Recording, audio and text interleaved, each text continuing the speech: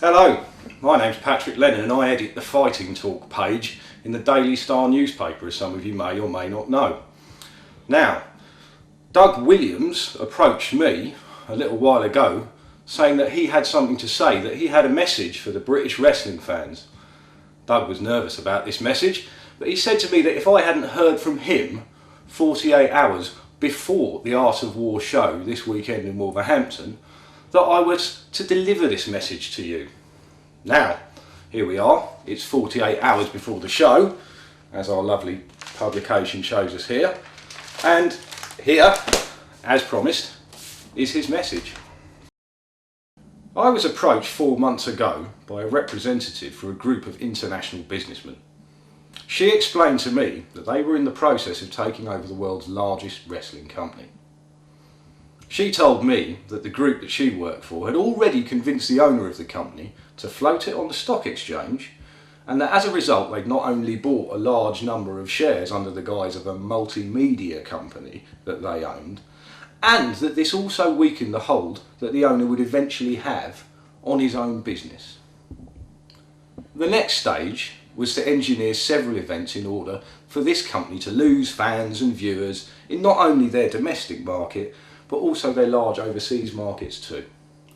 I have no information as to what events exactly were going to be engineered to cause the company damage in the USA. However, I was given very clear indications of what would be taking place here in the UK.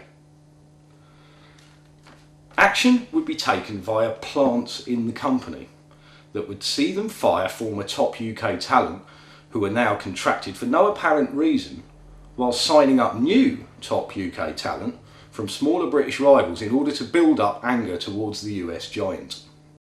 The other method that I was told would be used was the mimicking of certain UK storylines and possibly characters to further increase the anger of key members of the UK and European scene. These key members would eventually be approached by the same people who approached me and offered deals. In the cases of those who would not first agree or were considered uncorruptible, people pretending to be fans or allies would come forward and offer financial support or suggestions of ways to get back at this US giant. With the help of these businessmen's friends in government, they would eventually wage a media war against this US company to destroy its market share in the UK. They also told me that a huge event would be staged in order for a big UK business to be demonised by the US press so that the UK press could do the same in return once the plan is in action. I could not help but remember these words during the recent oil spill. Once this UK market share was damaged badly, pressure would be put on the company from its shareholders, and during this upheaval, their chosen plant inside the company would offer a solution that would be allowed to work wonders, thus proving to the shareholders that this new leader was better than the old one. Once this was achieved, they would gain overall control of the company. It is important to note that this group are not wrestling people, and they explained that they saw wrestling as a far more powerful tool for media infiltration into the minds of the young than anyone gives it credit for, mentioning at least 2 presidents whose campaigns were massively helped by this method. They also said that the owner of this company had realised the exact same thing and was slowly but surely putting family members and those he could trust in positions outside of wrestling, such as international telecommunications or politics, in preparation for a far bigger plan of his own. It was also explained to me that plants had been put into several big rival companies in the US to prevent them from keeping their momentum or being a serious threat to the industry that they'd already infiltrated so heavily before this plan was complete.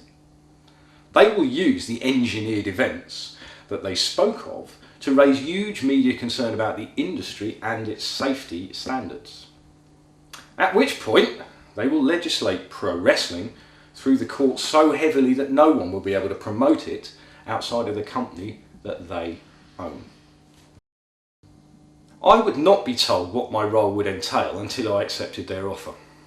The money I was offered for this was way in excess of anything I could ever make in pro wrestling. However, I turned it down, and for two reasons. Firstly, part of me felt that this was a rib or a test, and I didn't want to get caught out. Secondly, despite our meeting being professional and pleasant, I couldn't help but feel uncomfortable about the whole thing. I was then given a payment for my time and was told that it would not be looked upon favourably were I to tell anyone about what I was privy to. I agreed, but over the last few months too many things have happened to make me feel what I was told was untrue.